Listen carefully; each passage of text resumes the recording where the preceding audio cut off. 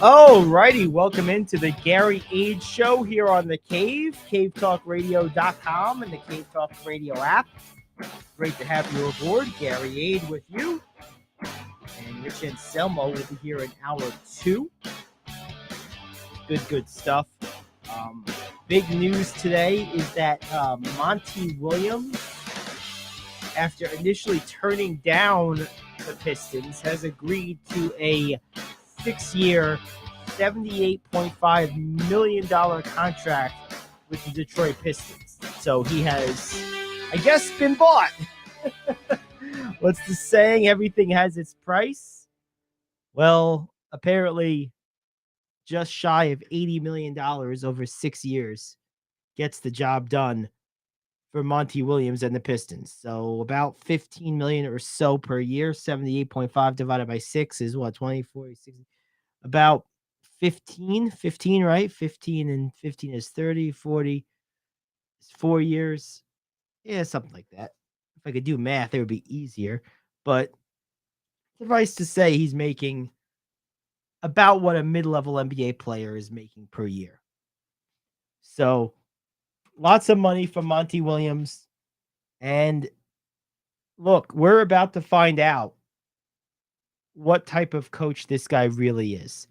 There's been a lot of talk, water cooler talk, nothing substantive.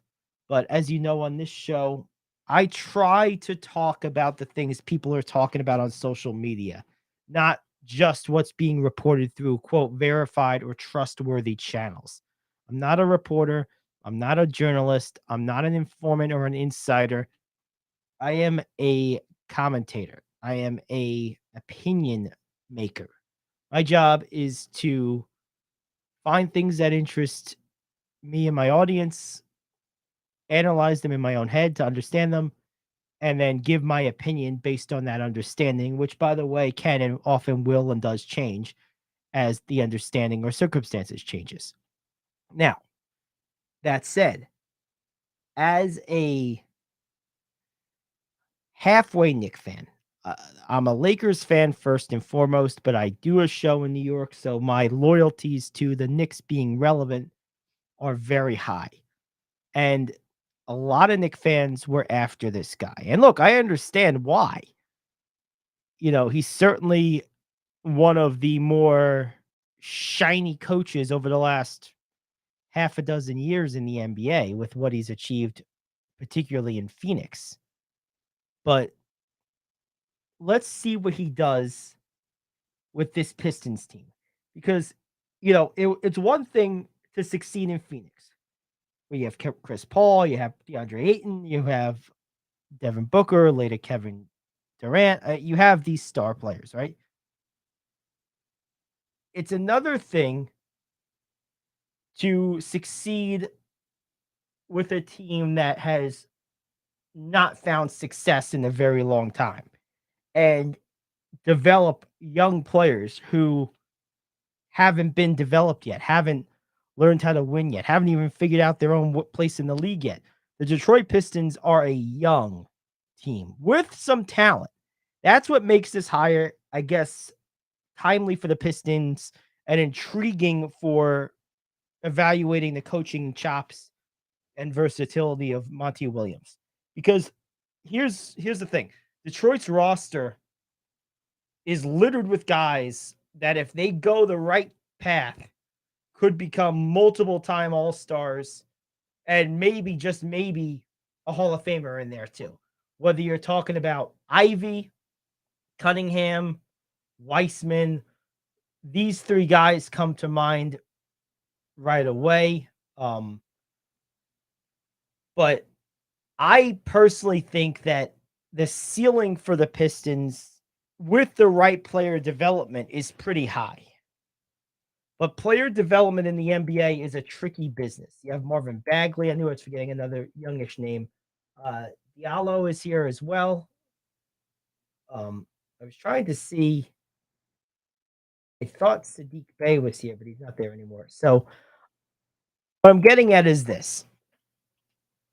If Monty Williams is able to get Cade Cunningham, James Wiseman, and Ivy become a championship contending trio over the next 3 or 4 years, if he gets that long.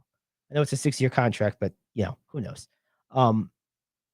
I think that will solidify him as a great coach in this league. There's 2 types of coaches. There's the builder, and then there's the psychologist. Williams had some success with the latter role. He had some success as the psychologist, but not ultimate success. Ultimate success, of course, is winning a title, and the ultra ultimate, beyond ultimate, would be winning multiple titles, and the absolute zenith is Phil Jackson. No one's going to be Phil Jackson. That's a once in a lifetime thing. But Monty Williams did have some success being psychologist, which is juggling the egos of established veteran players with their own ideas, their own agendas, and making it work for the team. So they were competitive for a long time. They had a lot of regular season success. They had some early round playoff success. They made the finals, but they couldn't get over the hump. Now, is he going to have a similar level of success as a builder, as a molder? Can he maximize the abilities of these young players and then mold them into a contending team? And unlike most, I'm not judging people on championships. What I'm judging people on is maximizing the ability of your team. And I think most people would say Monty Williams did not do that in Phoenix. Most people would say they should have won at least one title, and they didn't. So from that standpoint, not because he didn't win the title, but because his team's capability was there to do that, and he failed, his team failed. That's where I'm coming from. It's not just as simple as he didn't win the title. The Knicks didn't win the title this year either. They didn't even make the conference finals, but they maximized what they were capable of. So I deem Thibodeau and the team a resounding, unqualified success. What will the expectations be of Williams and the Pistons with this roster? No doubt they're going to follow a traditional bell curve. First year or two, going to be some grace, almost no expectations. Then they're going to taste a little bit of success, you would think. And then the expectations are going to rise exponentially. And at that point, whenever that happens, if we get to that point, what happens after that will determine the ultimate evaluation of Williams as a builder coach. And I'm looking forward to observing it. As a fan of the game, I think it's going to be very interesting. Do I think the Knicks missed out? No, I do not. I don't think the Knicks missed out. I think the Knicks have a really good coach with the guy they have. I think for the first time in decades and decades, they have a path that they are on that they can build from and that they are going to be successful with. And I think for the first time in decades, they can grow versus try to re-engineer themselves every year. So, no, I think the Knicks are just fine with Tom Thibodeau. I think they're just fine with this roster. They have to improve it a little bit. They have to tweak it. I like the talk surrounding bringing back Kristaps Porzingis. It won't cost you a lot to get him. It won't cost you a ton, relatively speaking, to keep him. And his skill set and what he would be brought here this time to do versus last time would be a perfect fit. Whereas last time he was asked to be more than he was. He was asked to be something he wasn't. This time he would be asked to be exactly what he is. A floor spacer, a weak side shot block helper, and a guy that can at times carry your offense for a few minutes at a time. And that he's capable of doing. And if you add that to the current Knicks mix, I think you really have something. But anyway, let's see what happens with Monty Williams. Definitely worth examining. Again, if you're just joining us, Monty Williams signs with the Detroit Pistons to become the next head coach. $78.5 million guaranteed over 6 years. That is the contract for Monty Williams. No longer a Sun, now a Piston. We'll see how it plays out. All right, let's take a break. We'll come back. We got more to get to. We got the Smash, OC Smash coming up in a little bit. Stay with us. Back after this, the Gary Ayd Show here on The Cave. Coffee Lovers Middletown is now officially home to the home run of our favorite beverage, Days Coffee. Days' patented blend contains approximately 85% less caffeine than other coffees, which makes it better for you, yet unlike decaf coffee, still gives you that great pickup and tastes amazing. Formulated by a retired cancer pathologist, Dr. Grant Lee, Days Coffee is fermented with a patented enzyme that until now required a complex and thus expensive sourcing and production process. With Dr. Lee's formulation, this enzyme's great health benefits can now be brought to your cup quicker, easier, and cheaper than ever before. Here's how you get a hold of this game-changing cup of joe. Go over to radioonlydeals.com and get a $4 gift certificate to Days Coffee for just $2. That's radioonlydeals.com to buy your single-use digital gift certificate for Days Coffee. Radioonlydeals.com. That's radioonlydeals.com. Enjoy the preferred coffee of the Gary Ayd Show. Enjoy Days Coffee. Do you own a timeshare? Well, face the facts. You made a mistake. You made a bad purchase. A timeshare is not an investment. It's a money pit that continues forever. If you use your timeshare, that's great. But if you don't and you want to legally get out of your contract, call my friends right now at the Timeshare Exit Hotline. They're an experienced team of lawyers who help good people like you get out of a timeshare contract that they just don't want. Don't throw away your money on maintenance fees. Use it for things you really want. We can help you end your timeshare contract and stop the money drain immediately. If you're ready to move on with your timeshare, call our team right now. Cancel your timeshare now with a free call. 800-741-9557. 800-741-9557. 800-741-9557. That's 800-741-9557. If you're living with diabetes and using insulin, you know the pain of pricking your fingers over and over again. Ouch! Well, by wearing a small remote device called a continuous glucose monitor, or CGM, you can reduce the pain of pricking your fingers. If you administer insulin 3 or more times per day or use an insulin pump, call now and learn how a CGM can help you. Painless. No more pricking my finger. No finger pricks. Convenience. They delivered it free and they took care of all the paperwork. You can reduce pain right away. Plus, it's accurate, easy to use, and helps you spend more time in range. And if you have insurance, you can get a new CGM at little or no out-of-pocket cost. Call now and get free shipping of your new CGM. Plus, we'll bill your insurance for you. 800-826-5884. 800-826-5884. 800-826-5884. That's 800-826-5884.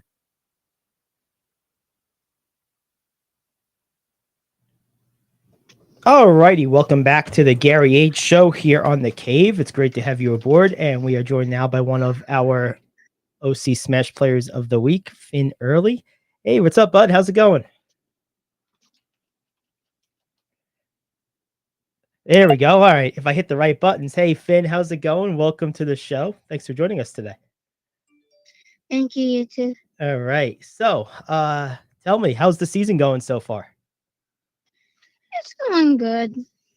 Yeah. What's been the most fun part of this year so far for you? Making unbelievable catches.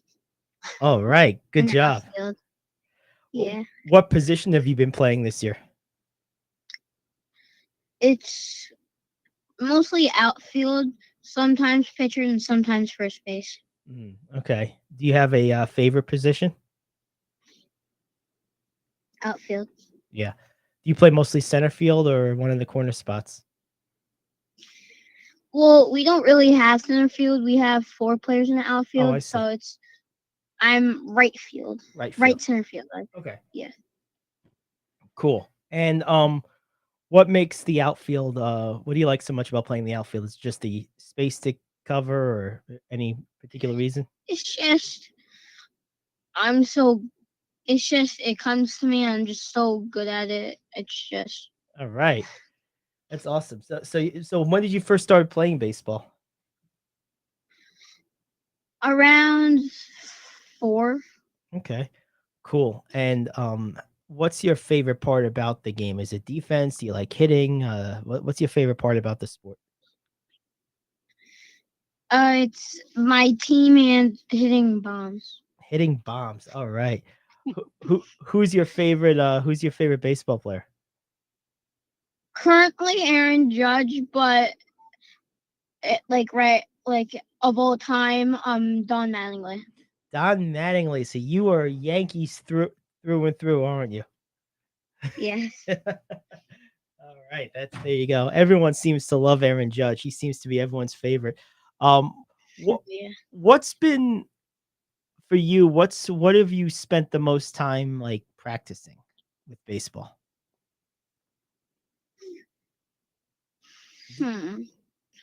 Like pop flies with my dad and my coach. Awesome. All right, and what's the key to catching a pop fly? Is it reading it off the bat? Is it speed? Like what's the most important part about it?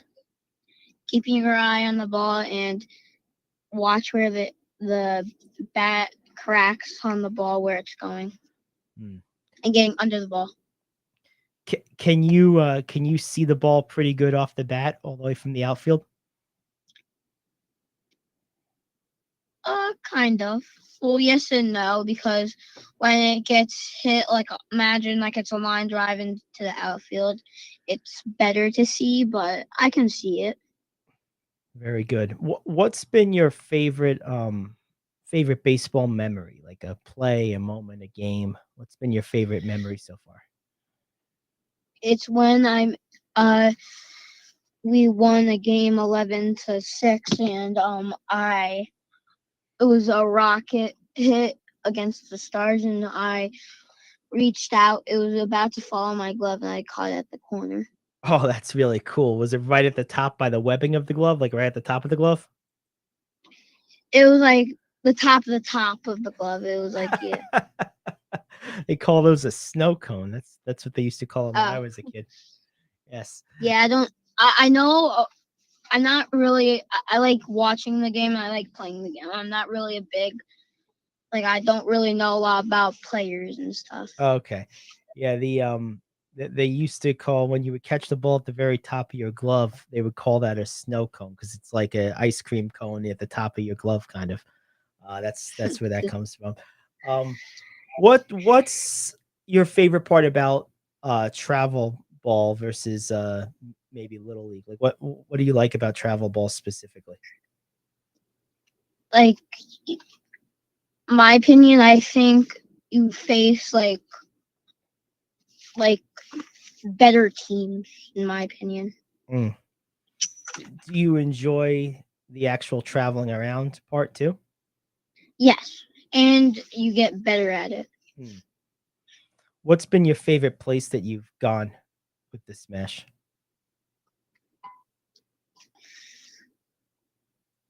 Where's that one that we lost in that doubleheader? New Rochelle. That's down in Westchester. Very cool. Yeah. I guess my last question for you is, what's your what do you with the rest of this year? What are you looking forward to? Any particular game? Anything you're excited about for the rest of this season? That I can do better and I can smoke the ball. Smoke it. I like it. Good job. Well, hey, keep smoking the ball and keep making those great catches, okay? And keep enjoying yourself. Have fun at it. Thank you for giving me this opportunity again. Thank you. You're very welcome. Thank you. Alrighty, that is Finn Early of the OC Smash. That was really good. We're gonna take a break. We'll come back. We got more to get to, a lot more, in fact, more Smash players and more as well. So stay with us. Back after this, the Gary Ayd Show here in the Cave.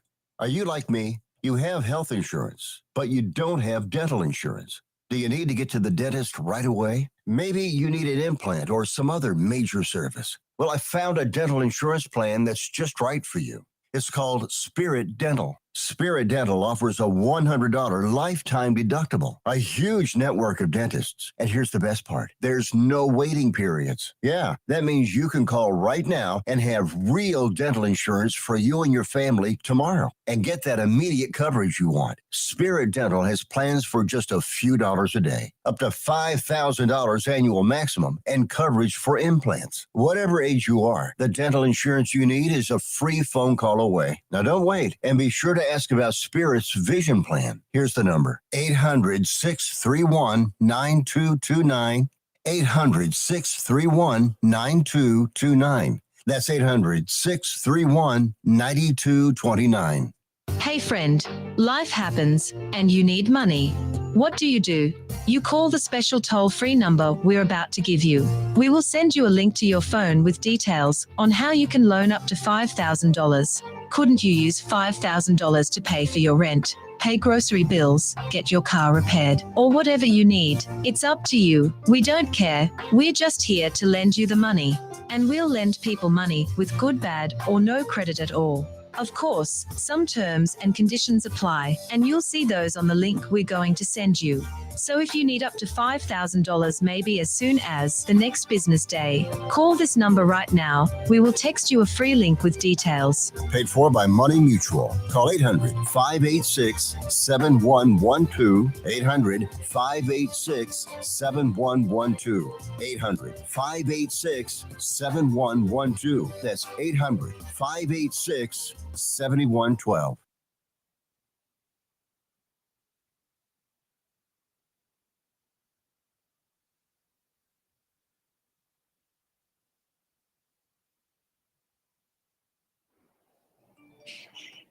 All righty, welcome back to the Gary Ayd Show here on The Cave, and I am joined now by one of our other OC Smash Players of the Week, Nick McKenzie. Hey, Nick, what's up, man? Good. How are you? Good. How you doing? Good. Awesome. So tell me, how long have you been playing baseball? I've been playing baseball since I was 5, so around 7 years now. Around 7 years. All right, very cool. And how'd you first get into this sport? Like, what got you interested in the first place? So my dad basically told me, "You want to try baseball?" And I wanted to try, and I've been playing ever since. Very good. That's cool. What's your favorite part about this sport? Is it hitting, fielding? What do you like to do the most? I like to hit the most. And what positions do you currently play? Shortstop, second base, and pitcher. Are you a lefty or righty? I'm a righty. Righty. Okay. Very cool. Now, what's been to you the part of baseball that maybe came the easiest, and the part that maybe you've had to work at the most? The part that came the easiest was probably fielding.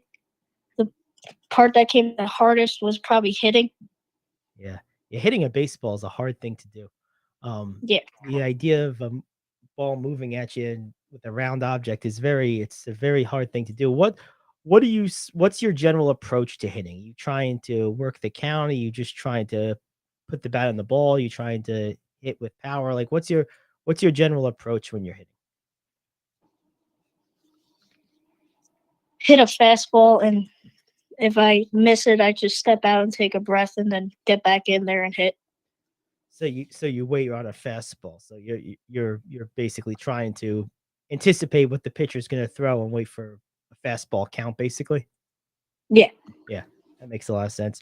What's been your favorite moment this season? Like, what have you had going on this year that maybe you thought was really fun or cool or whatever? Probably the Ripken Championship. Yeah, it was a couple of weeks ago, was it? Yeah. Yeah, that's pretty cool. Yeah, I've been to that Ripken Stadium myself. In fact, I just drove by it last weekend because I was going down to Baltimore for something. What's your favorite position to play? I know you play a bunch of different things. Where do you like to line up the most defensively? Probably shortstop. Yeah. Do you find when you're playing shortstop that do you find that you have to be more alert maybe than other positions? I mean, because the ball comes on you so fast on the left side there, or what makes it your favorite? Shortstop makes it the favorite because I get the most balls and I basically control the infield. Yeah, see, that's pretty cool. You ever try catching? Like a couple of times in Little League. Yeah, catching's tough. One of my friends is his son is a catcher, and it's just it's crazy. What about your seat? What's been your favorite, I guess, part of being on the Smash specifically? Is it the travel, the coaching, level of competition? What about the Smash do you like the most? I like to play with my friends. Yeah. Have you made a lot of friends on the Smash? Yeah, Yeah. a lot. That's pretty cool. How long have you been within the Smash organization now? Like 5 years. Oh, so you started like 8 year, I guess, 7 year Yeah. even. Yeah, that's pretty cool. What about? Do you have a favorite major leaguer or a favorite major league team? The Yankees and my favorite player is Aaron Judge. There you go. Yeah, he's quite impressive. What last thing for you is what's been your favorite like overall baseball memory over the years? Like at any point, like any game or moment or play, like what's been your favorite? One of my favorite games was the district's championship, like a year ago. Mhm. What do you remember about that? Like what stands out in your memory? I got the leadoff hit, and then I had to go from first to home to score, and That's then we won the game from that. Oh, that's cool. Going from first to third. Did you feel confident you were gonna make it, or were you like not sure as you're rounding the bases? Because that's a long distance to travel on one hit. I had confidence I was gonna make it because I'm pretty fast. Good. Was the coach waving you on, or was he telling you to stop? Waving me on. All right, good. So the coach was confident too. That's awesome. Good stuff. Well, when's your next game? When's your next tournament? Next week. Next week. So you got this week to kind of prepare and train. Cool. Well, hey, enjoy your season. Have a good time with it, and keep making those memories and keep playing. All right, man. All right. Thank you. Thank you. And there you go. That is Nick McKenzie. This is the Gary Ayd Show. Back after this here on the Cave.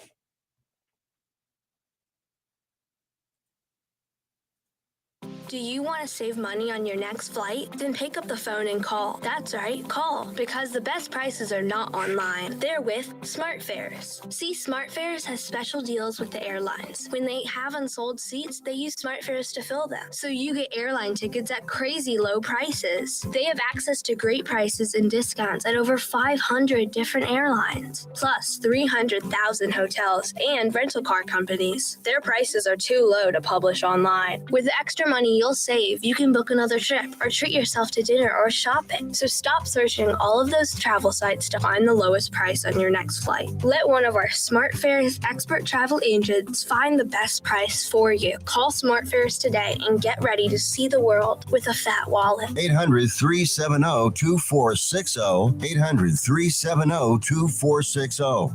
800-370-2460. That's 800-370-2460. Come on, you watch the news. Be prepared to pay more taxes. Then if you owe back taxes or haven't filed in a few years, get ready. The IRS, the largest collection agency in the world, will be coming after you with the power to collect taxes by any means they want to. Hey, they can freeze your bank account, your passport, even padlock your business. Oh, good times. Look, if the IRS claims you owe them $5,000 or more in back taxes and they're coming after you, don't panic. Call my friends at Get a Tax Lawyer first. Their job is to negotiate with the IRS and save you money. They're experts at it. That's all they do, and you can trust them. In some cases, they have reduced a $50,000 tax bill to less than $1,000. If you owe the IRS $5,000 or more in back taxes, call now for a free consultation. Call 800-649-8617. 800-649-8617. 800-649-8617.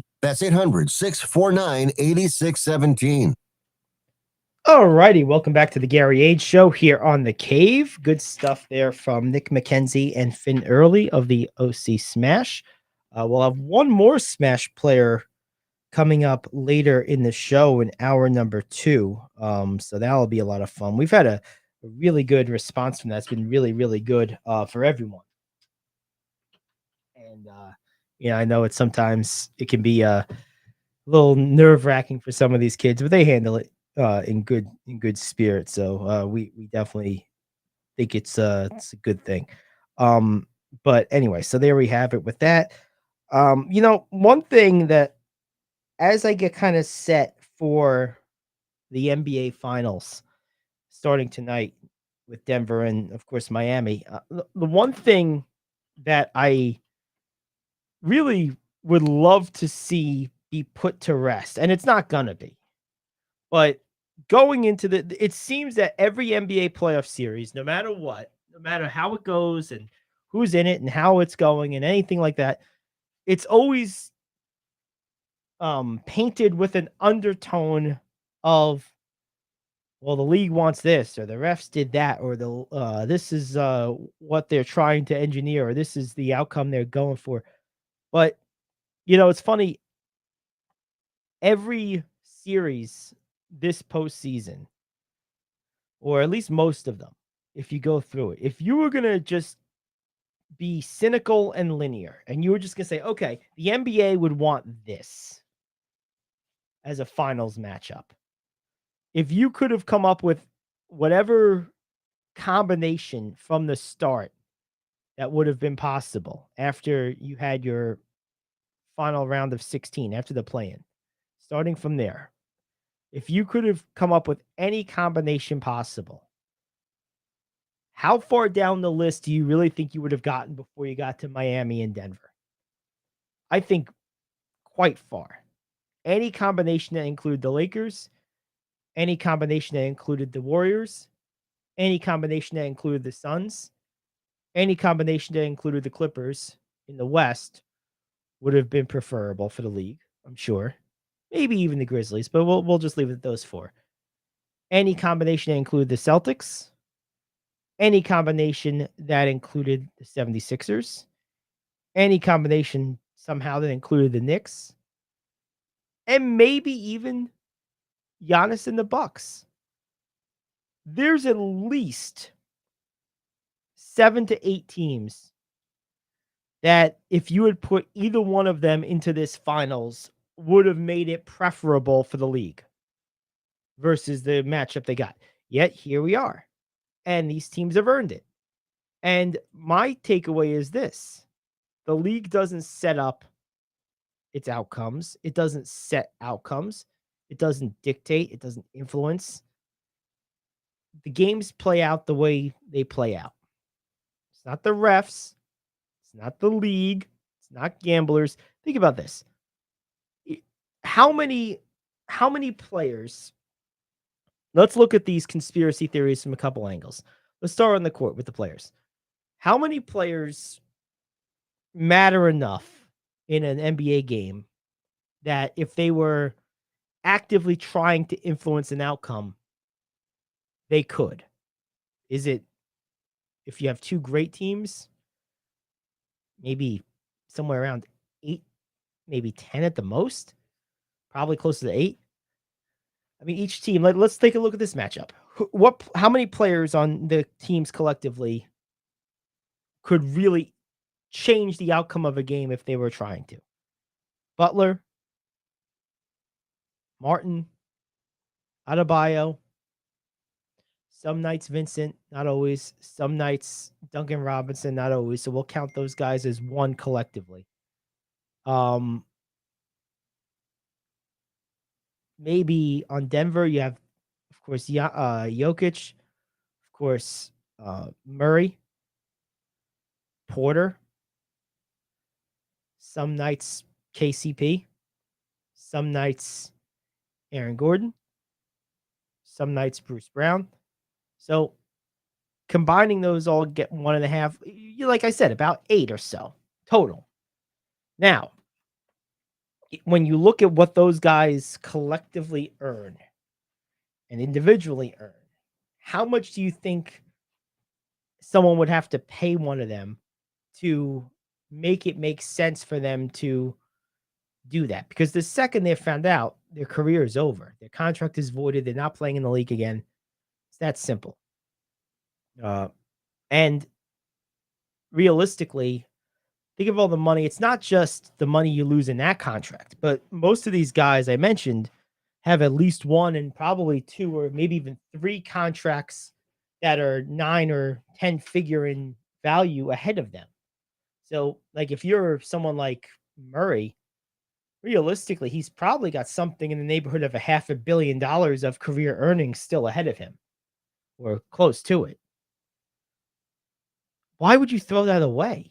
I mean, to speak of nothing of just knowing right from wrong, just talking purely financially here. So that's what you're up against. If you're going to try and influence a player to throw a game, they have to be good enough to be able to do that. And then they have to be willing to risk so much. So what can you possibly pay them? You could never get enough action on any play to make that worth your while, with the maybe notable exception of the Super Bowl. But honestly, that to me is a big deal. Now, let's talk about the refs. I believe that officials are, generally speaking, screened first and foremost for aptitude, but very closely after that for character. And I don't think that a ref who makes a good amount of money, they don't make player money, but they make a good amount of money. I don't think refs have enough influence to determine outcomes of games or alter them too intensely. And I also think that most refs are unlikely to engage in stuff like that, because I believe most officials are people of great character. People say, well, what about Donahue? Well, that was one guy 20 years ago in one sport. Well, if it's one guy, it's all of them, right? No, of course not. You don't know one person. If you think about your own circle, think about your own work circle. Every one of us knows that one person that has a drinking problem or a gambling problem or some other type of issue. Does that mean that because we're associated with them, we are coworkers of them, oh, we all do the same thing? If Joe in HR has a problem with gambling, he can't stay away from the ponies, and he doesn't bring home his money all the time, does that mean that everyone that works in the HR department suddenly has the same problem? Of course not. That's stupid. So why would the refs be any different? Oh, they work together. They know each other. Yeah, but yeah, okay. So you work with people that you know all the time. Does that mean that their problems are your problems? That their failings are your failings? That their succumsion to temptation means you're going to succumb to the same temptation? Of course it doesn't mean that. That's stupid to even say. But this is the argument people make, and it's dumb. These guys are the best in the world, whether we're talking about refs, players, or coaches. To get to that level takes so many years and so much work. You'd have to be a fool to throw it away. And then fools exist. But I think there's a lot more people who, if for no other reason than self-preservation from all the work they did, are much more likely to do things the right way or above board than to take a momentary cheap payout. Because the second that gets out, it's over. It's over for that person, whether they're a player, ref, or coach. It's not worth it. It's just not worth it. Now, it doesn't mean these incidents aren't going to pop up every once in a while. We have was it Ridley, I think it was, or I forget who was the football player that's just coming off a 1-year suspension or going into one. So they do happen, but they get dealt with severely and judiciously. And that's all you can do. Nothing's perfect. No one says it was or is or ever could be. But ultimately, they get dealt with, and dealt with severely. I think there's every reason to believe in every sport that the outcomes we watch are determined by the players and coaches in that day's competition and nothing else. Because here's the other thing about gambling. The house, Vegas, the app, whatever the mechanism is, they always win. They're not over leveraged or overexposed in any one game, let alone a sub bet or a live action this or a parlay that. They have equal stakes in every combination of every bet possible every day. Much like a well done and well preserved mutual fund, if they take a haircut on one bet, they bust out the money vacuum on the other. Trust me, they're winning no matter what. So this idea that those institutions would then try to engineer any specific outcome in any particular game when they know they're going to win regardless, and it's just a matter of degree over the scope of the day, of the gambling day. It just doesn't make a lot of sense to go through all that trouble. And the last angle on this, the angle of the league itself, of the teams. You have to understand, these leagues are made up of individual teams which are owned and operated by individual billionaires of pretty large egos, pretty large reputations to uphold, and they don't want to be embarrassed. No one wants to be the owner of the team that brought down the league because of a player who threw a game for some money. No owner wants that. I'm sure that's an owner's worst nightmare.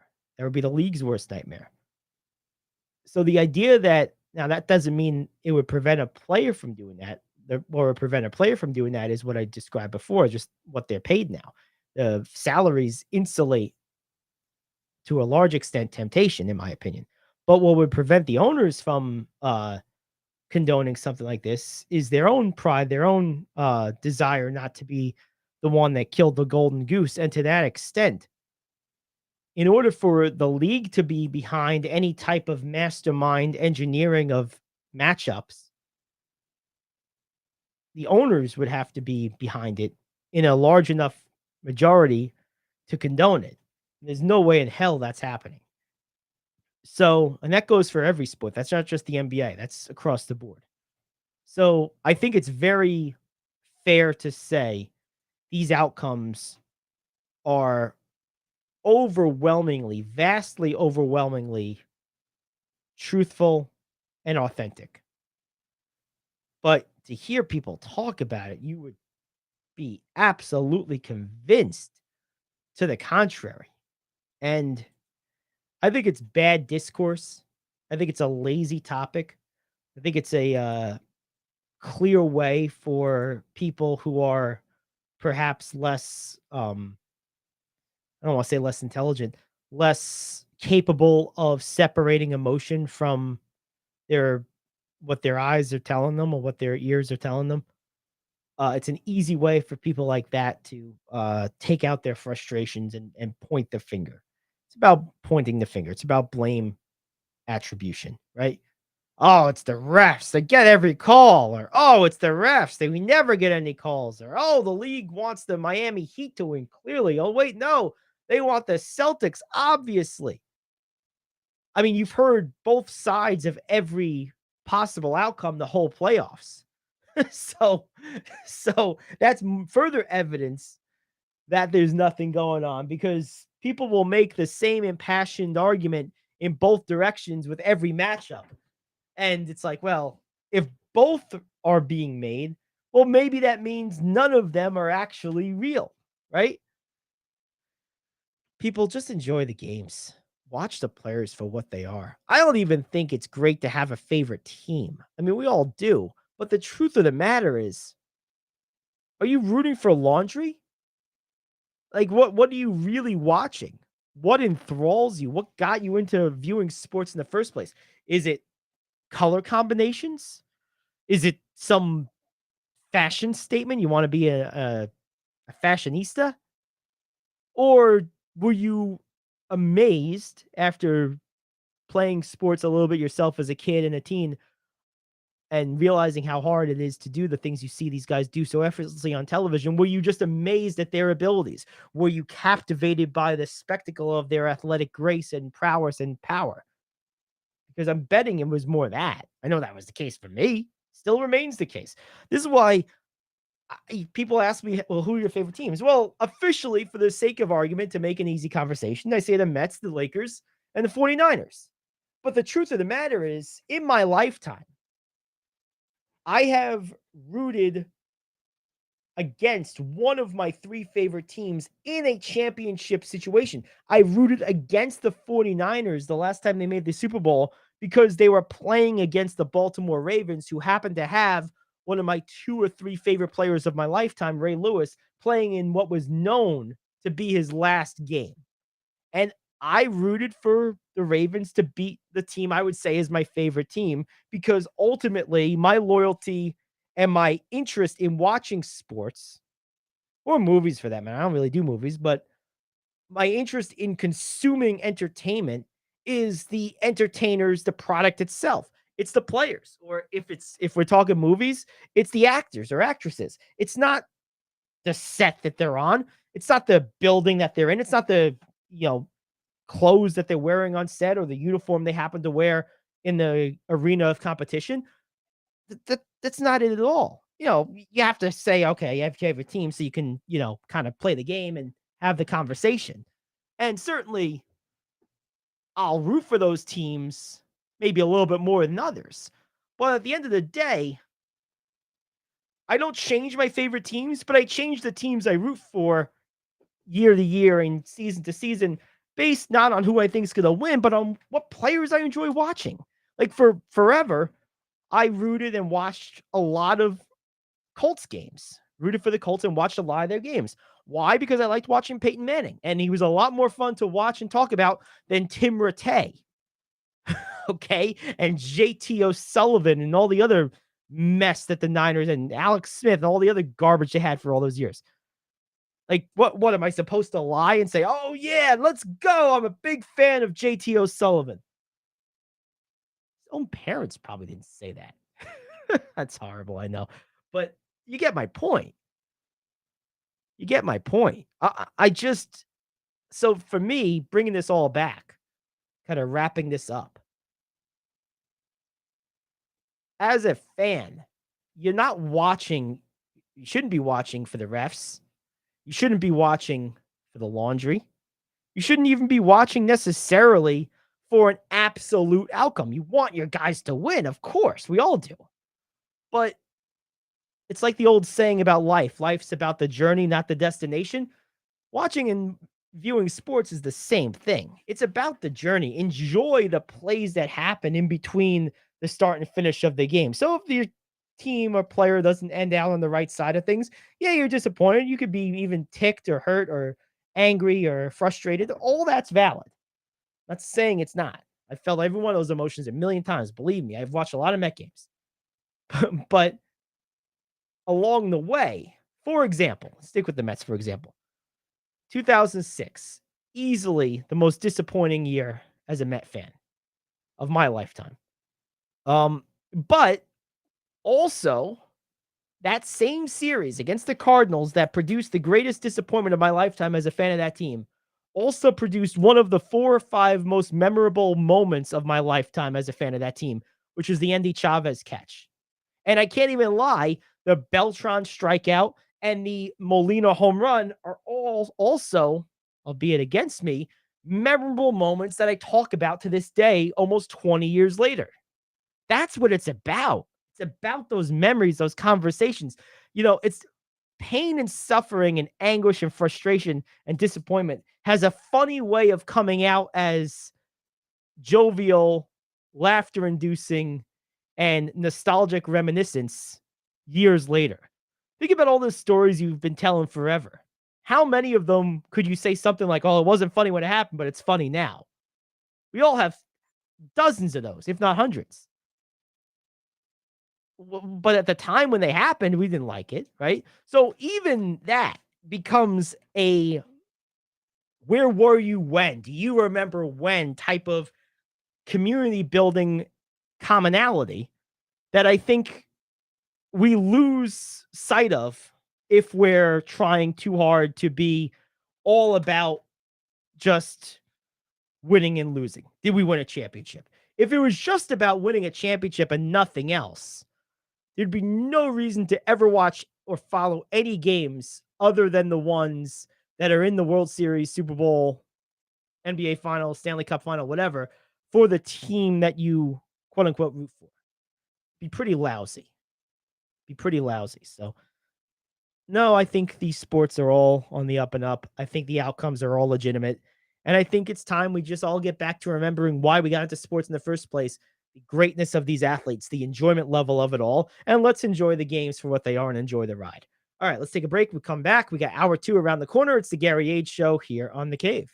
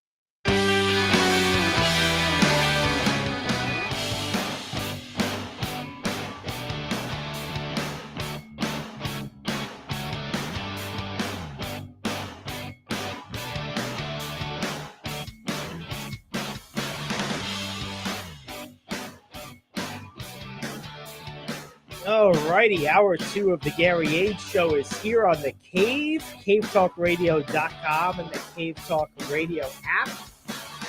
We're happy you're choosing to spend some time hanging out with us today. Gary Ayd, Rich Anselmo, hour 2. And, you know, before I get into the hour, Rich, I did have to say this. So, a friend of mine from college, she just recently finished, she might even still be doing her apprenticeship. I'm sure she probably is. She just finished trade school, kind of reinvented herself into a union New York City electrician. And Charlene's probably a few years younger than me. She's probably in like mid 30s. I would say she's probably like 33 to 36, somewhere in that range.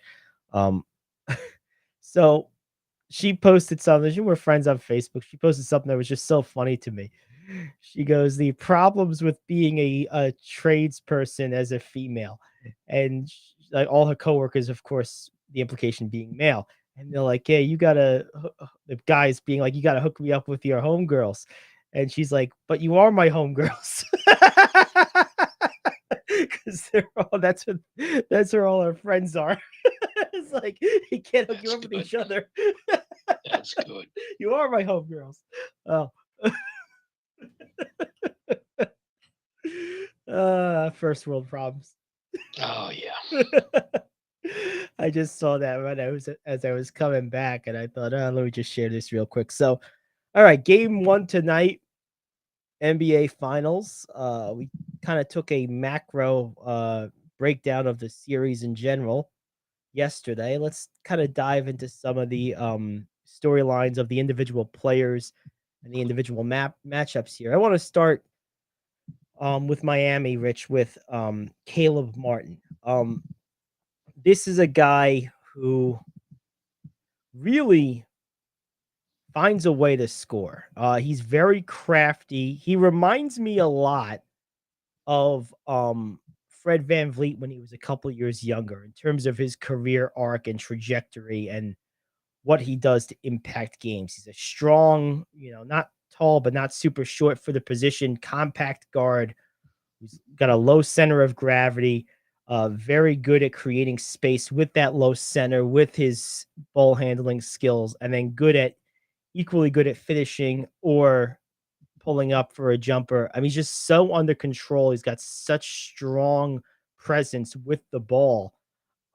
This is a guy that is going to quickly become, as we were discussing yesterday, a difficult player to properly value because of, his combination of impact and, ceiling limitations. It's going to be tough to get him at the right price. But I'll tell you something, any team he plays for right now, it's Miami. The other team that they're playing against is going to have to account for him every night.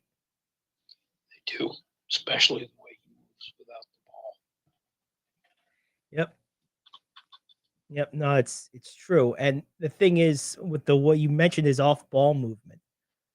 With the way Miami plays offense, off-ball movement is key to everything they do. And honestly, other than the team they're playing, they're probably as good as anybody at those off-ball pin-down screens to free up guys on misdirection, redirection, curls, things like that. The Miami Heat do this so well, and Martin excels at that. And everyone thinks that there's one center in this series that can really pass, and it's Jokic. Mm-hmm. And they're right. No one does it like him. But Miami's front court players can pass as well. Yes. Yeah, no. Adebayo's a very underrated passer. And Martin's usually one of the recipients of his passes because he does move so well.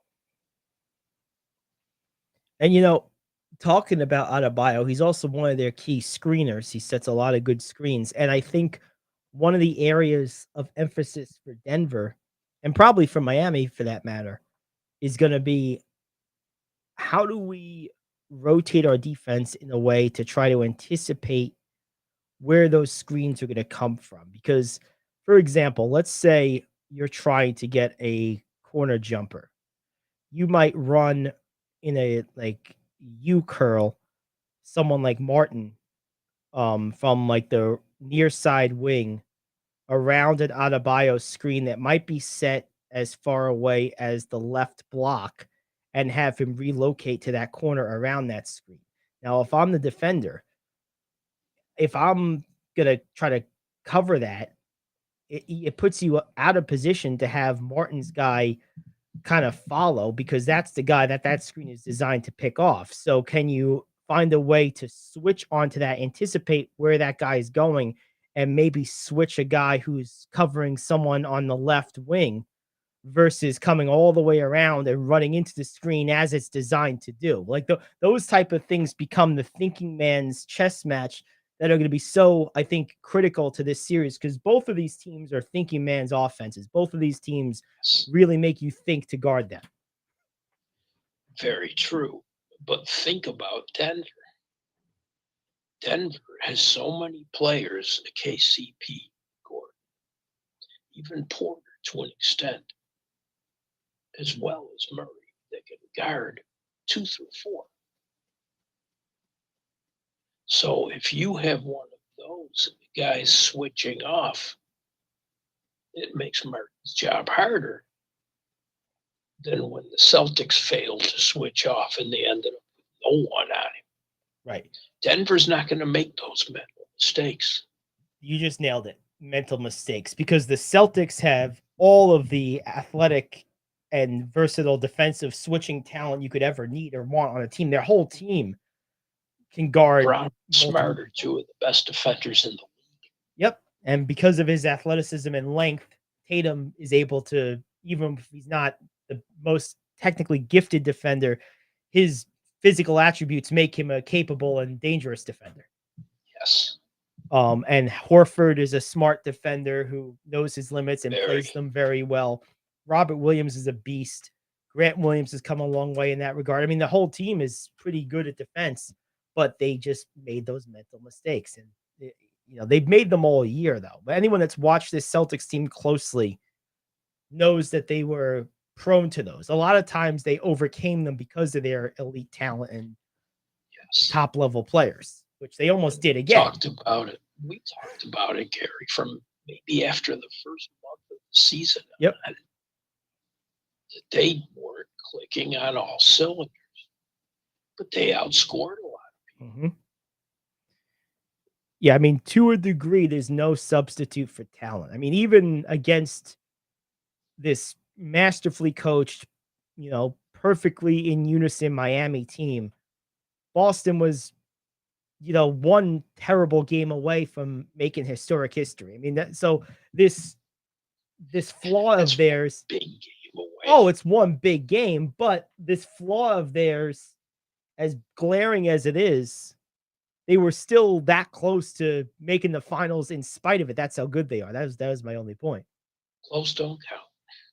No, remember the old saying about hard work can beat talent when talent don't work hard. Hard work and teamwork can beat talent when talent don't play like a team and don't play with their heads as well as that's why you play the bodies. games.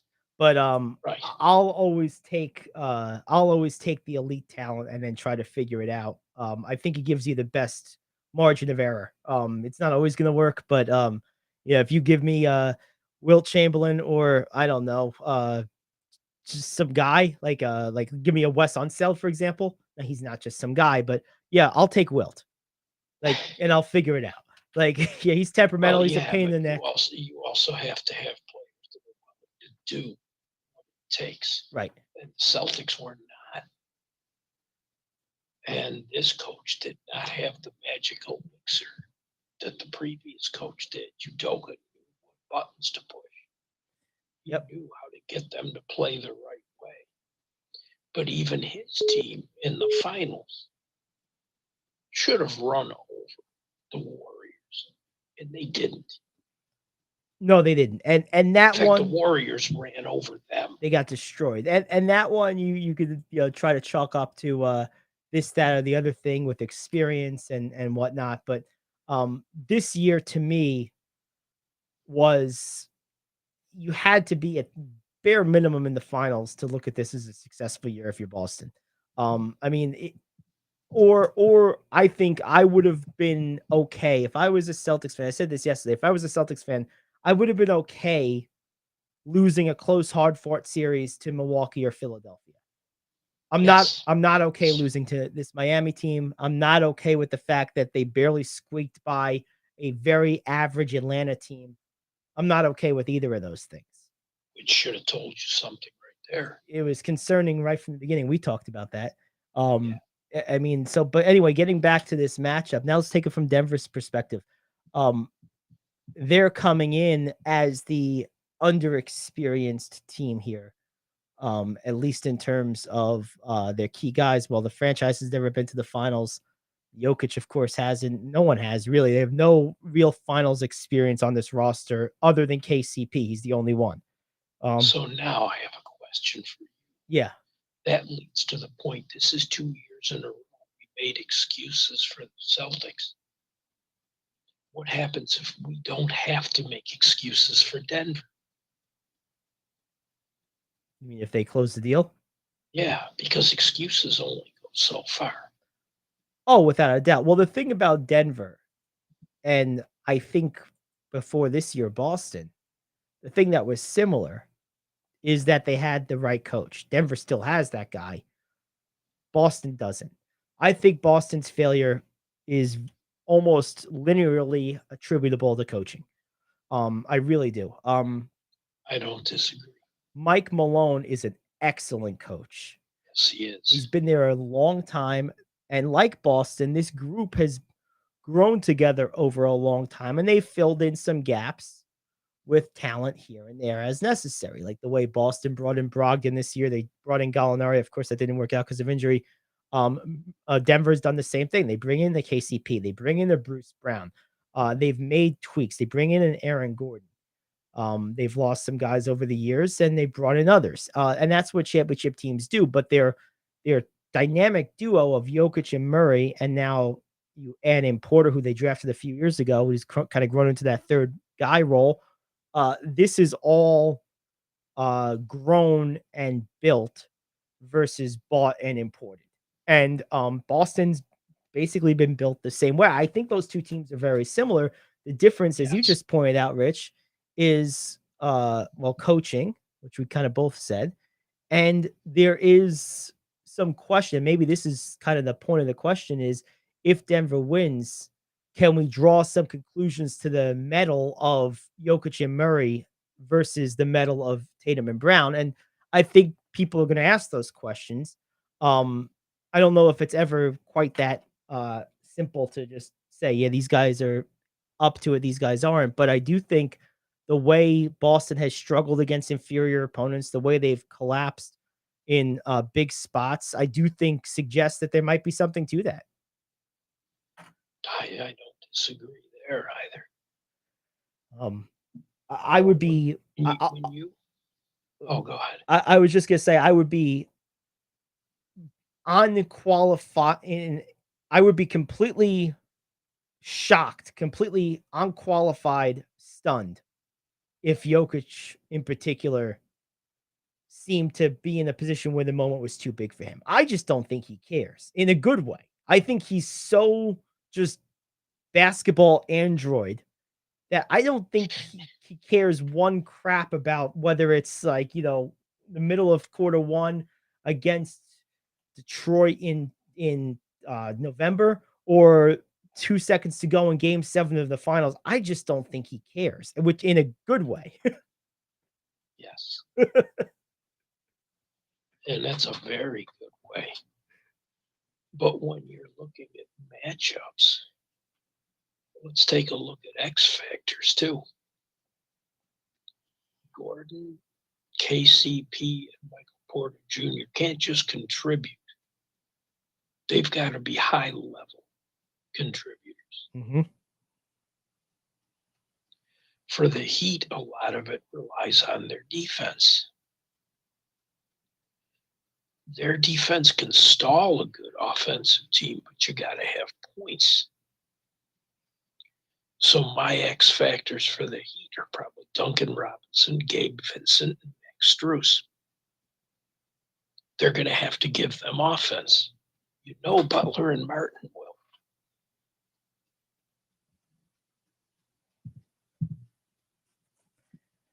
So you know what Jokic and Murray are going to give for Denver. You know what Butler and Martin will give for Miami. You need the X factors on each team to provide. Mm-hmm. And that's going to be a big difference. No, it's no question about it. And I guess to your point, I feel more comfortable, more confident in if we go guys 3 through 5 on both teams, or 4 through 6 is a better. Let's go 4 through 6. Guys 1 through 3 on Miami are Butler, Martin, and Adebayo. On Denver, they're Jokic, Murray, and Porter, right? So guys 4 through 6 on Denver are probably Brown, KCP, and KCP, and well, that's 4 or 5, and probably also Aaron Gordon at 6. Yeah, I'm more confident in Brown, KCP, and Gordon, particularly the last two, to sustain a certain level of consistent production on both ends than I am in the 4 through 6 of Miami, which is probably Strus, Robinson, and Vincent. I think Miami's trio has slightly more offensive explosive potential with their shooting, but I think they have an equally increased propensity for cratering. Whereas I think the Denver trio is more likely to be a straight line. Agreed. Which, you know, does Denver have an X factor of a 7th man that Kyle Lowry is for Miami? I don't think so. I think that's one area where Miami, with that 7th guy, has that advantage. But I also wonder what degree that will matter, because Denver's top 5 are so good and they play so many minutes, particularly Jokic, Murray, and Porter, that I just wonder, does that even come into play? Does that even matter? Does Denver even play more than 6 guys meaningful minutes in the series? I don't know the answer to that. My hunch is probably not. Probably right. And if they are, it's probably going Miami's way, or there's been an injury or something of that nature. Foul trouble. Yeah, foul trouble, right. The one guy that does come to mind a little bit is Jeff Green. As a guy who I could see randomly, he's another guy that has some finals experience from his days in Cleveland. So I could see him randomly having, like, not even a good game, like an important 5-minute stretch at some point. Yeah. That would be the closest to Kyle Lowry I would say Denver has, is Jeff Green. Okay, another question for you. Mm-hmm. Nuggets are 8-0 at home in the playoffs. Does the altitude make any difference? Or when you're there for multiple days, is it easier to adapt? Well, I definitely think it's easier to adapt when you're there for multiple days. But this is the only time they're going to be there for multiple days. Right. Yeah, I don't think it matters this go around. I think it might have some impact in a game 5 or 7 for that reason. You don't necessarily have time to adjust. But I think more than the altitude is the uniformity of those crowds in that part of the country. Because think about it, there's so many parts of the country. Miami's a good example of this. Yeah, they're Heat fans, but how many people that live in Florida are transported New Yorkers who really are Yankee fans or Knicks fans or whatever? There's a lot more, I think, homogeny of fandom in places like Denver, Oklahoma City, Portland, than there are in places like Florida, California, and places like that, because a lot of people go, particularly to Florida in particular, go there to retire from the Northeast, and they bring their lifelong fandom with them. Now, I'm not saying that because in this case, Denver is, of course, the other side of the country. I don't think that matters, other than I think there is a level of like authentic fandom that a team like Denver has that I think, and because it's their first finals, I could see that building being very loud. I could too. But alrighty. Well, let's take a break. We got a player of the week to get to next, OC Smash, and then we will finish up with some NFL Q&A and a little news you can use and a little NHL as well. That's what's on tap the rest of the way. Back after this, the Gary Ayd Show here on The Cave. Do you own a timeshare? Well, face the facts. You made a mistake. You made a bad purchase. A timeshare is not an investment. It's a money pit that continues forever. If you use your timeshare, that's great. But if you don't and you want to legally get out of your contract, call my friends right now at the Timeshare Exit Hotline. They're an experienced team of lawyers who help good people like you get out of a timeshare contract that they just don't want. Don't throw away your money on maintenance fees. Use it for things you really want. We can help you end your timeshare contract and stop the money drain immediately. If you're ready to move on with your timeshare, call our team right now. Cancel your timeshare now with a free call. 800-741-9557. 800-741-9557. 800-741-9557. That's 800-741-9557. If you're living with diabetes and using insulin, you know the pain of pricking your fingers over and over again. Ouch! Well, by wearing a small remote device called a continuous glucose monitor, or CGM, you can reduce the pain of pricking your fingers. If you administer insulin 3 or more times per day or use an insulin pump, call now and learn how a CGM can help you. Painless. No more pricking my finger. No finger pricks. Convenience. They delivered it free and they took care of all the paperwork. You can reduce pain right away. Plus, it's accurate, easy to use, and helps you spend more time in range. And if you have insurance, you can get a new CGM at little or no out-of-pocket cost. Call now and get free shipping of your new CGM. Plus, we'll bill your insurance for you. 800-826-5884. 800-826-5884. 800-826-5884. That's 800-826-5884. All righty, welcome back to the Gary Ayd Show here on The Cave. Great to have you aboard. We're joined now by Logan Jones, one of our OC Smash Players of the Week. Hey, Logan, what's up, man? Hi. How you doing? Good. Awesome. So, tell me, when did you first start playing baseball? How long ago? When I was like 5. All right. And what made you get into baseball in the first place? What got you interested in the sport? I really don't know. Okay, that's a good answer. Honest. What's your favorite part about baseball? Just like have some fun and stuff. You like hitting, fielding? Like what do you like most about it? I like fielding better. Okay, makes sense. What positions do you play? I play a lot except for first, like all of them except for first. Okay. Do you have a favorite? Yeah, my favorite's short. Shortstop. Very good. What's the most most fun part about being on the Smash to you? Is it traveling? Is it meeting new friends? Is it the competition? Like what do you like most about it? The competition and my friends and stuff. Yeah, that's pretty cool. Have you made a lot of new friends since you've been part of the Smash? Yeah. That's awesome. When did you first start playing with the Smash? I started this year. Oh, this is your first year. Congratulations. Yeah. What's been your favorite game or time this season so far, since this is your first year? My favorite game is when we was playing against the Stars and I made like a double play at first. And so we like won by a lot, and well,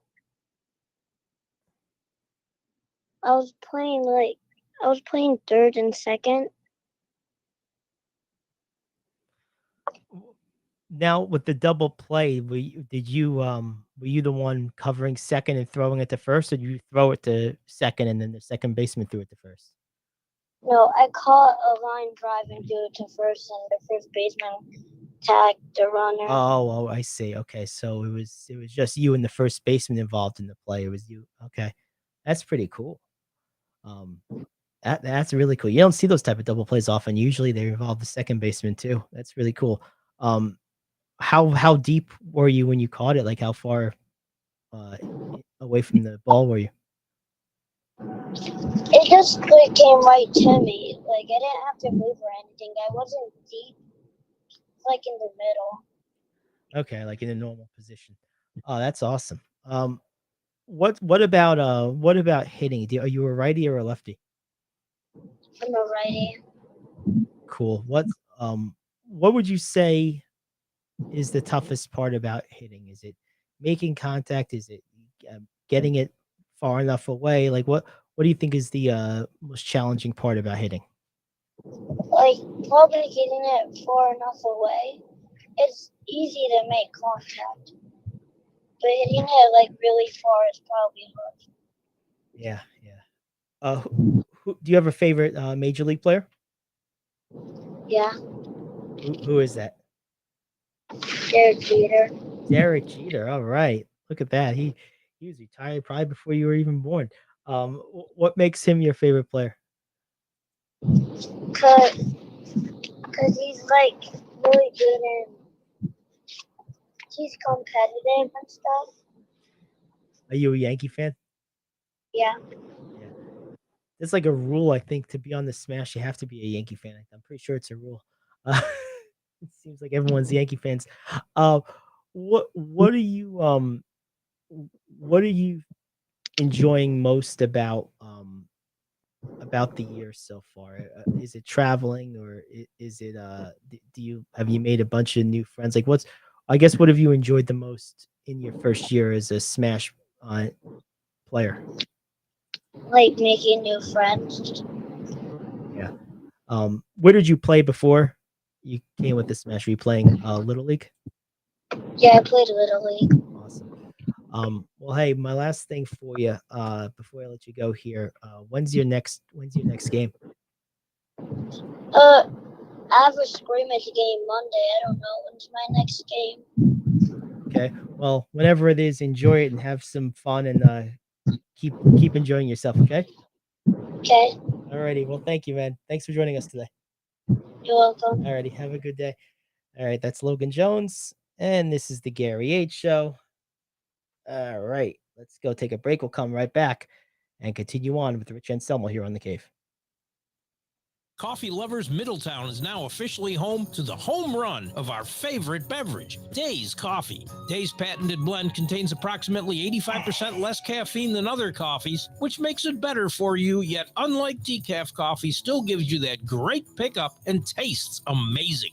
Formulated by a retired cancer pathologist, Dr. Grant Lee, Days Coffee is fermented with a patented enzyme that until now required a complex and thus expensive sourcing and production process. With Dr. Lee's formulation, this enzyme's great health benefits can now be brought to your cup quicker, easier, and cheaper than ever before. Here's how you get a hold of this game-changing cup of joe. Go over to radioonlydeals.com and get a $4 gift certificate to Days Coffee for just $2. That's radioonlydeals.com to buy your single-use digital gift certificate for Days Coffee. Radioonlydeals.com. That's radioonlydeals.com. Enjoy the preferred coffee of the Gary Ayd Show. Enjoy Days Coffee. All righty, we're back here on the Gary Ayd Show, and good stuff there from Logan Jones, one of our OC Smash Players of the Week. Let's turn our attention now to some NFL talk. Rich, we got you got some Q&A. Yeah, this is kind of interesting. I found this. I was looking at free agents that haven't been signed by someone yet. Okay. I'm going to give you some names. You tell me where they should go. All right, what do we got? Frank Clark. Ooh. He's 29.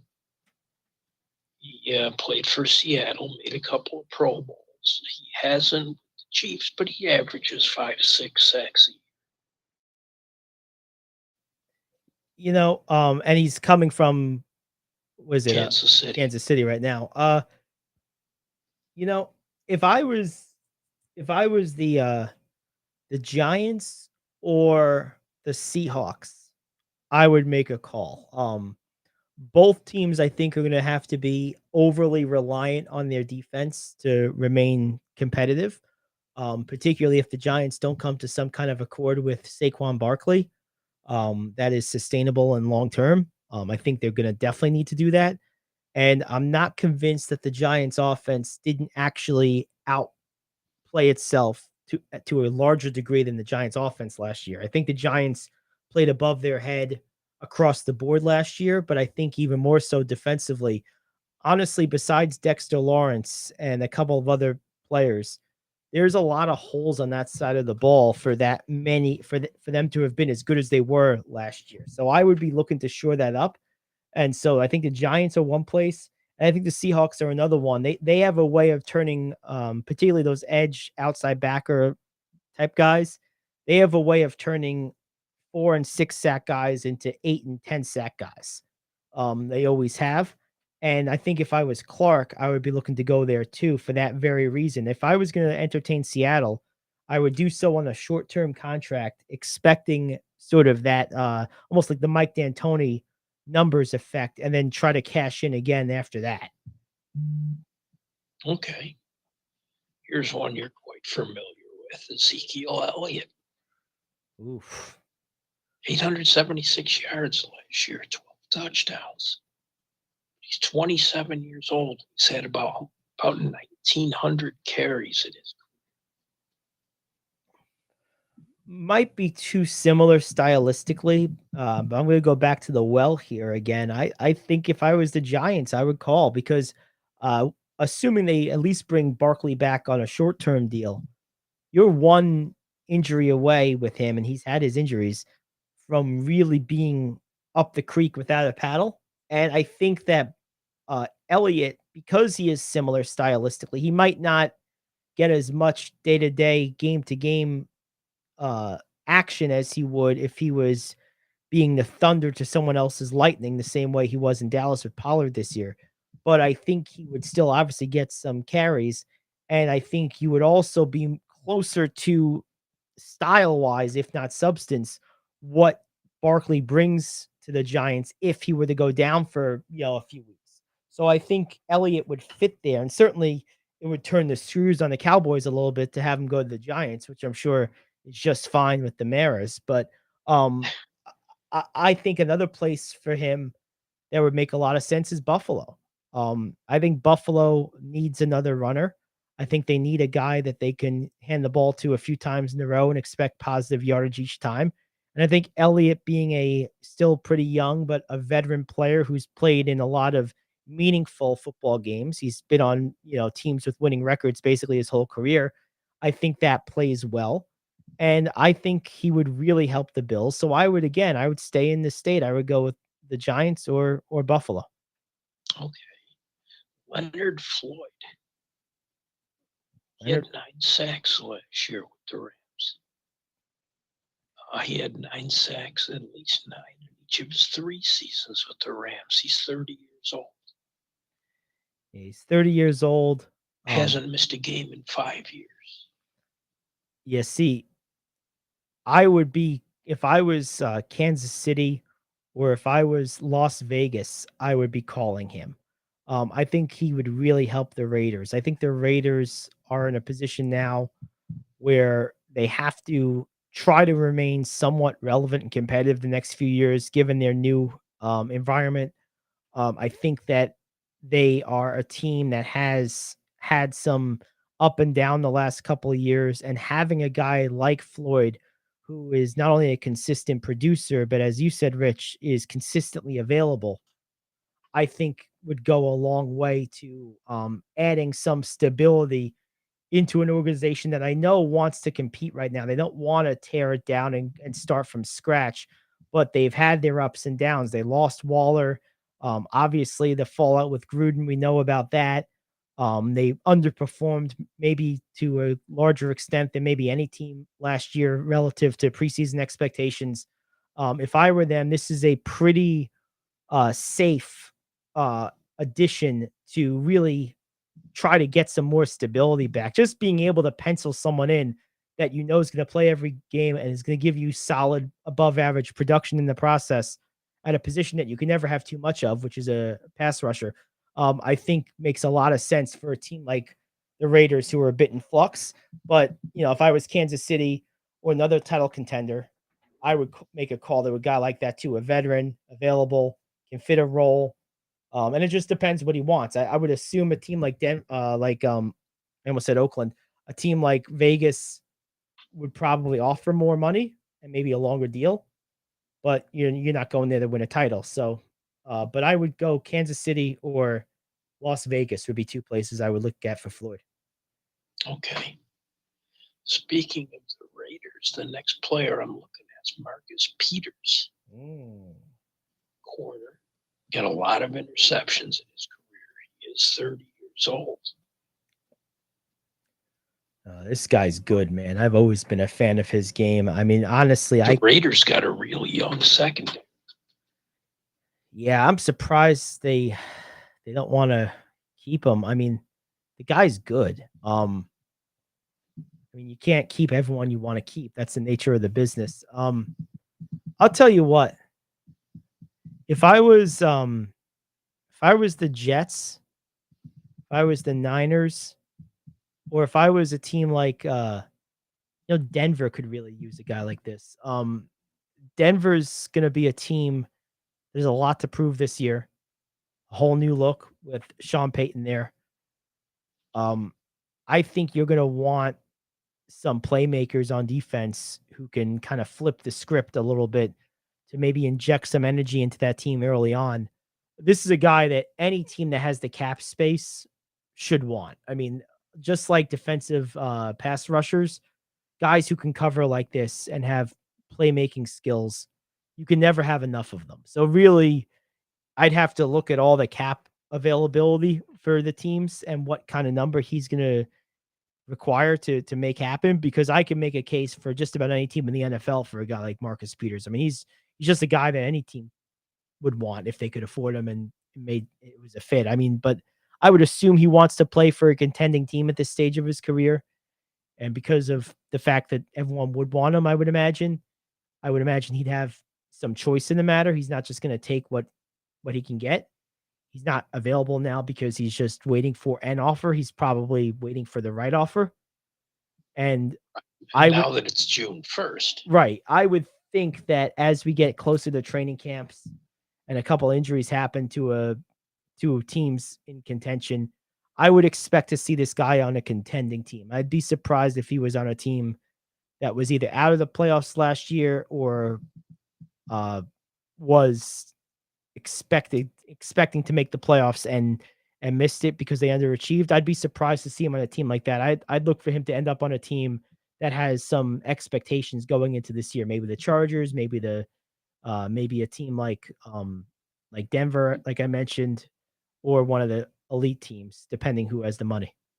I was thinking the Chargers too. Yeah, that would make a lot of sense. Here's another one, Akeem Hicks. He's about at the end. He's a defensive tackle. He's 33, but he can still play the run. And what was the name? I missed the name. Akeem Hicks. Oh, Hakeem Hicks, yes. He's probably the best defensive tackle still will be. Yes. Ooh, teams that will want to stop the run. Baltimore comes to mind. Pittsburgh's another one. I think Houston could use a guy like that to, Houston is one of those teams that needs a lot at a lot of places. And usually one of the cheapest ways to get stability in a foundational area is with a run clogging tackle like that, who maybe is near the end of his career and it's going to be affordable. And you can kind of be a bridge guy, teach some defensive guys a few things. I would look for a team like Houston The more I think about it, that probably makes the most sense. They go out there and really just because they have to rebuild the foundation to build from, right? Like they're at ground zero. So you're gonna be looking for these bargain guys where you can get decent production for a short time at a low price. And I would imagine someone like Hicks would be pretty easily affordable for most teams. So if I was Houston, I would make a big play at him. If I was Baltimore or Pittsburgh, I would make a play. And I think if I was the Jets, I would also give him a call. He signed a 1 year, $8 million last year with Tampa Bay. They could probably get him for less now. Yeah, I would think you get him for $5-6 million. Yeah. Here's an interesting one. Dalton Risner, guard from the Broncos. He started at least 15 games in all 4 of his seasons. But Denver went out and spent big on guard in free agency. He's rated as a quality NFL starter, and he's only 27. I'll tell you where I would go if I was running this team, I would be making that call and trying to get it done immediately. If you're going to try to be taken seriously again and protect the insane investment you just made in your quarterback, Joe Thomas is not walking through that door for Cleveland. I would be shoring up my offensive line left, right, and center with a mobile quarterback like Watson. That would be the very first place that comes to mind for me. That's a no-brainer for Cleveland. I don't know that he would want to go there. That's a whole different story. But Watson is an elite talent. He's still in his mid to late 20s. Him and Riser are about the same age. And I would say that would be the very first place I would think about. The other place I would look at is San Francisco. I don't know what their cap situation is, but they have some aging spots on their line. They've had some injuries there. Having some depth there would be helpful. But I think Cleveland makes the most sense to me right out of the gate. It's funny, I had the Giants. That makes sense too. They could use some protection. They're weak at guard too. Yep. No, that's a good one too. It's an interesting name, Teddy Bridgewater. He stepped in and played okay when he's had to play. But I'm looking at teams that can use backup quarterbacks.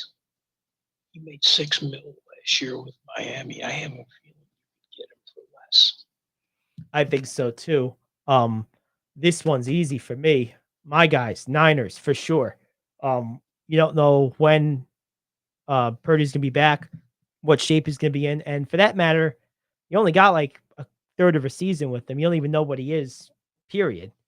So he's so young, having a know what you have stable veteran backup like that would be invaluable. It looks like they are done with the Lance experiment, which is good. So you want that second quarterback.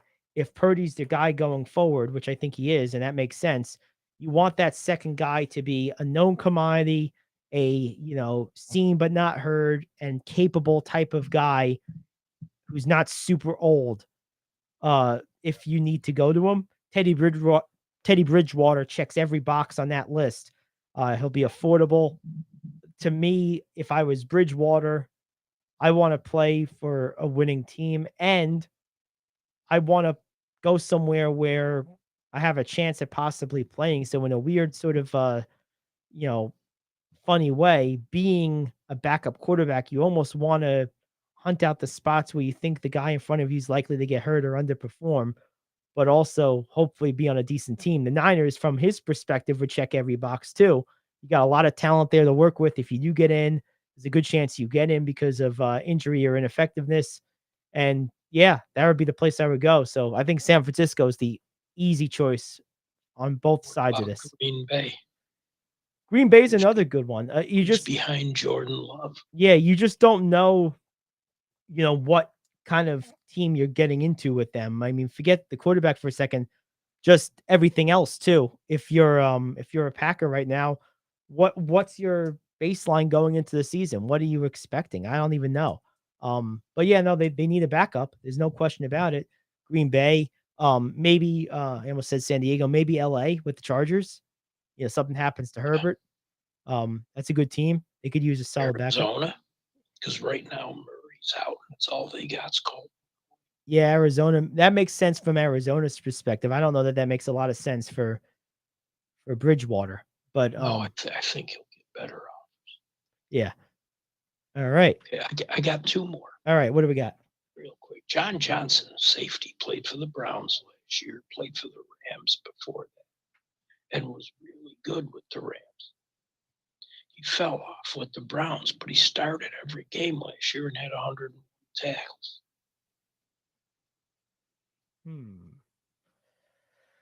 You know,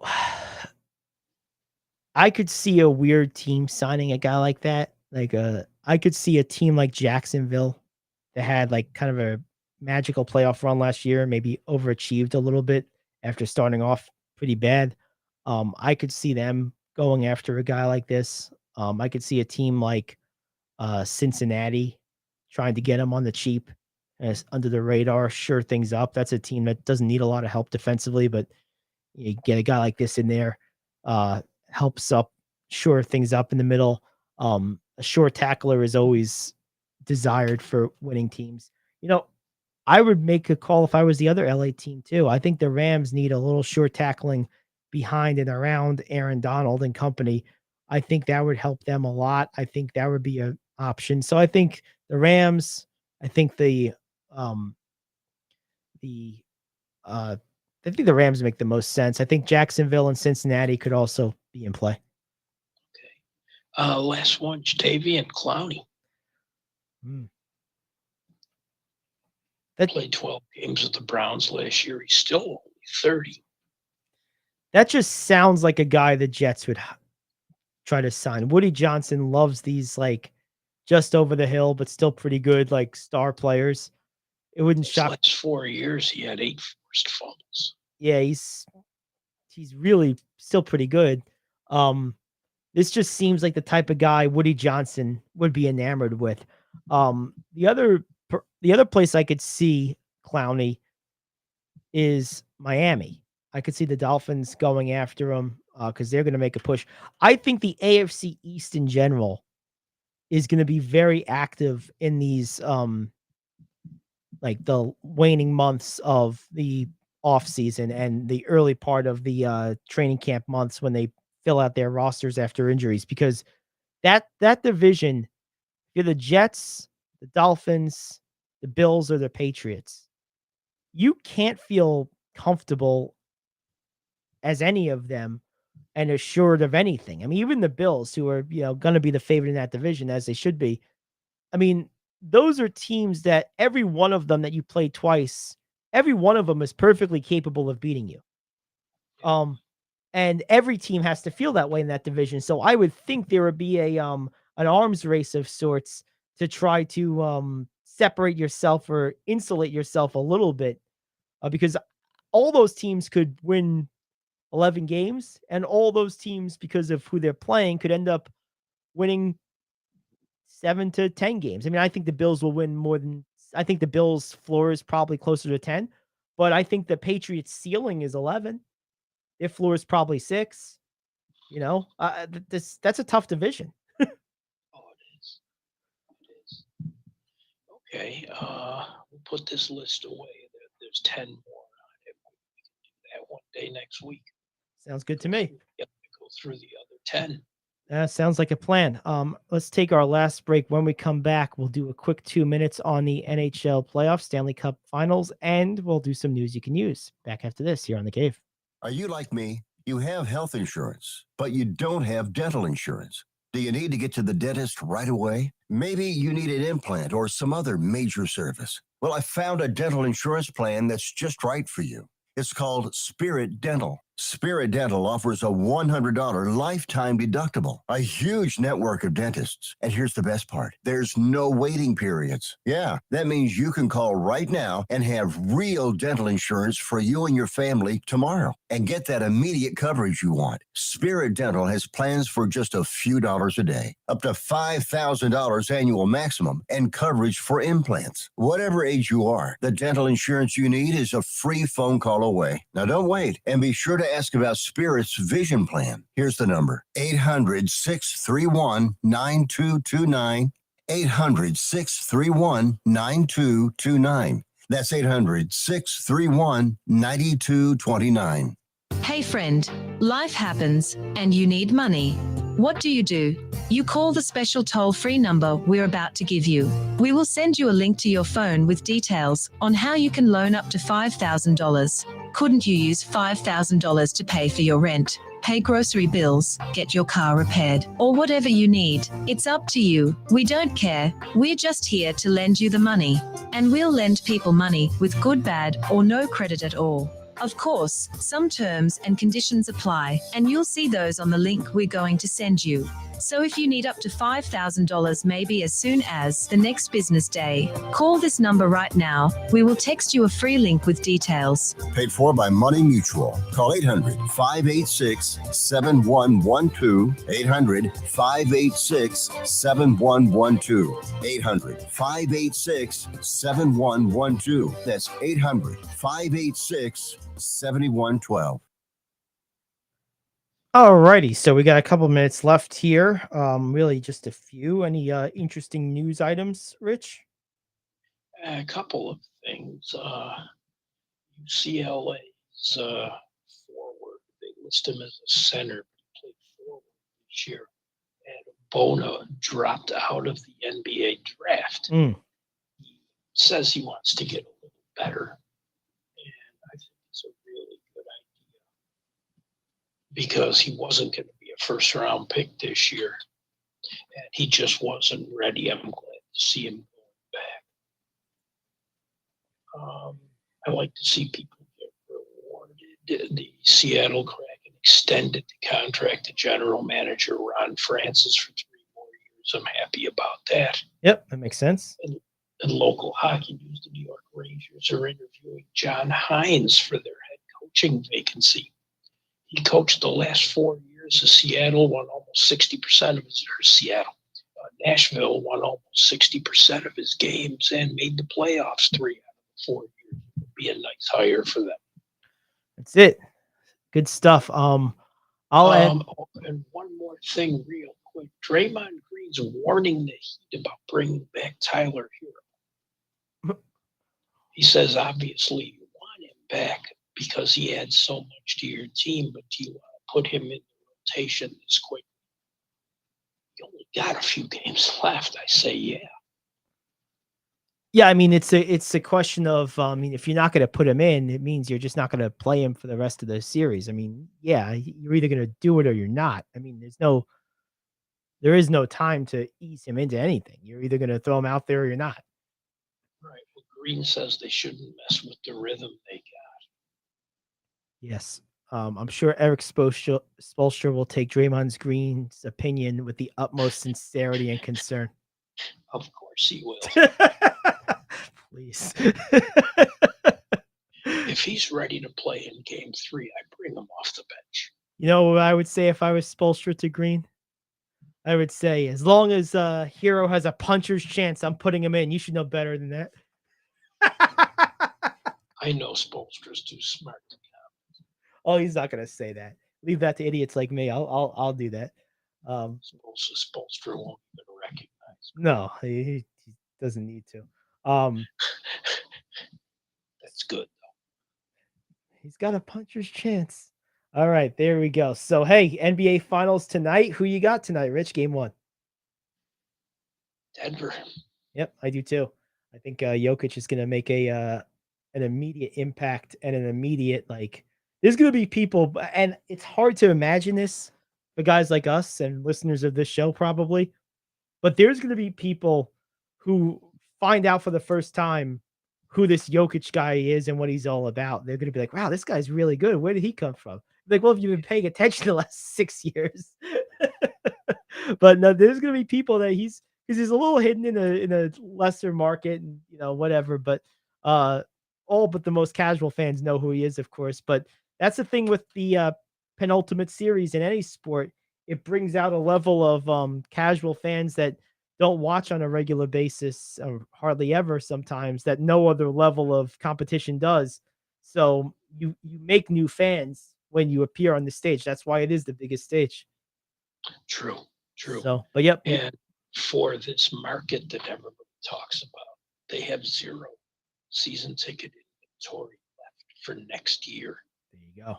Well, that's what I was talking about before. That is a fan base locally that is absolutely all in. I mean, it's not a small city, but it's not like one of these cities like LA where you have like a million different options. There's basically one team in every major sport, and that's what you got.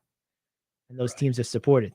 So, and a couple of those teams, Rockies come to mind, are not exactly exciting most of the time.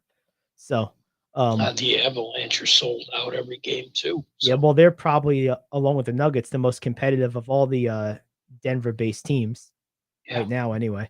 So True. So there we go. Well, good stuff. We'll see if we're right. We'll be back tomorrow, 4 to 6. We'll see you then. Enjoy the game tonight, everyone. We'll see you tomorrow, 4 to 6 here on The Cave.